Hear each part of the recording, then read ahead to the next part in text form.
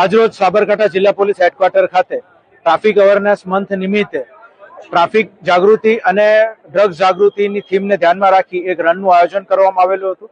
આ રનનું જે green flag છે તે માનનીય એમપી સાહેબ શોભનાબેન બારૈયા સાહેબ, માનનીય એમએલએ સાહેબ વીડી ઝાલા સાહેબ તથા અન્ય મહાનુભાવોની હાજરીમાં કરવામાં આવેલું હતું. અને આની અંદર સાબરકાંઠા જિલ્લાના હિંમતનગર શહેરના બહોળી સંખ્યામાં લોકો જે છે એ જોડાયા હતા.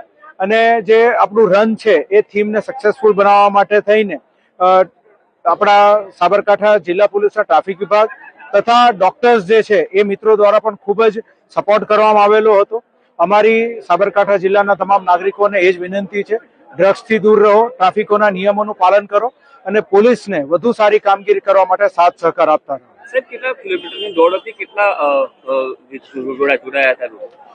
ટોટલ 6 કિલોમીટરની દોડનું આયોજન કરવામાં આવેલું હતું અને આની અંદર આશરે 700 થી 800 લોકો જોડાયેલા.